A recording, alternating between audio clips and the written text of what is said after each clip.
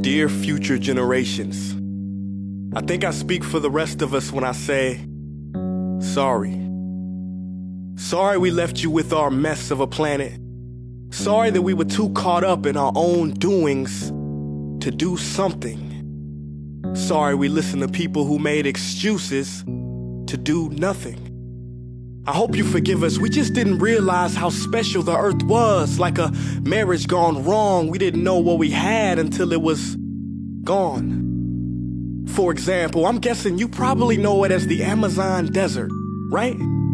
Well, believe it or not, it was once called the Amazon rainforest, and there were billions of trees there, all of them gorgeous. And oh, you don't know much about trees, do you?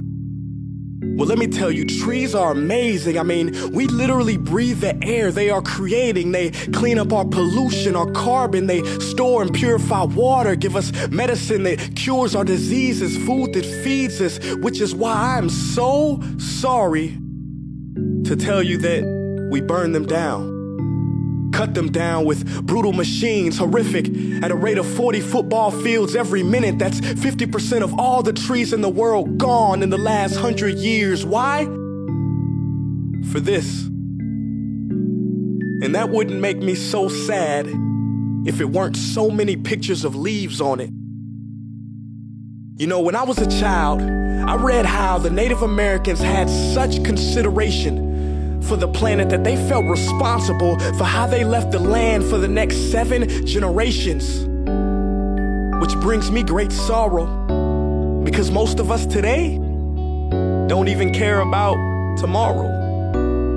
So I'm sorry. I'm sorry that we put profit above people, greed above need, the rule of gold above the golden rule. I'm sorry we use nature as a credit card with no spending limit, overdrafting animals to extinction, stealing your chance to ever see their uniqueness or become friends with them. Sorry we poison the ocean so much that you can't even swim in them. But most of all, I'm sorry about our mindset, 'cause we had the nerve to call this destruction progress. Hey Fox News, if you don't think climate change is a threat, I dare you to interview the thousands of homeless people in Bangladesh. See, while you were in your penthouse nestled, their homes were literally washed away beneath their feet due to rising sea levels. And Sarah Palin, you said that you love the smell of fossil fuels.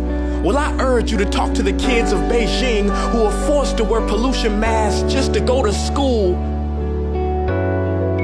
See, you can ignore this, but the thing about truth is, it can be denied, not avoided. So I'm sorry, future generations. I'm sorry that our footprint became a sinkhole and not a garden. I'm sorry that we paid so much attention to ISIS and very little to how fast the ice is melting in the Arctic. I'm sorry we doomed you, and I'm sorry we couldn't find another planet in time to move to. You know what? Cut the beat. I'm not sorry. This future, I do not accept it, because an error does not become a mistake until you refuse to correct it. We can redirect this. How? Let me suggest that if a farmer sees a tree that is unhealthy, they don't look at the branches to diagnose it, they look at the root.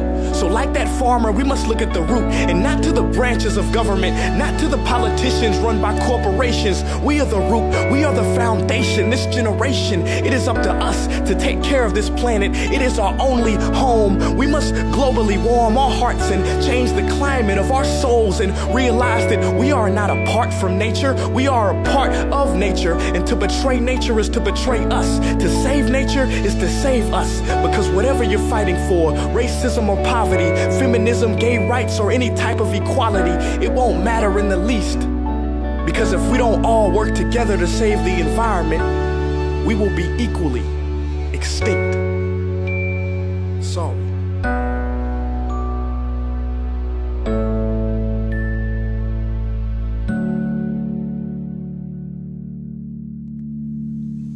Hey guys, for the past several weeks, I've been here in Africa, the heart of Africa, witnessing the horrific destruction of the rainforest, which inspired me to write this piece.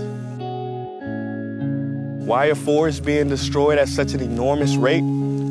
For this. Today we live in a world where destroying trees makes you money. So what can we, normal people, do about it? One way to directly fight the destruction is to stand for trees. By standing for trees, not only can you save the lives of trees, help forest communities, and protect the rights of animals to live in their homes, but you will also balance the amount of pollution that you yourself give off with your everyday activities, making you a part of the solution and not the problem. This is the option that I chose. But whatever way that you choose to stand for trees, do it. Because a wise man once said, when the rivers are all dried up and the trees cut down, man will then realize that he will not be able to eat money.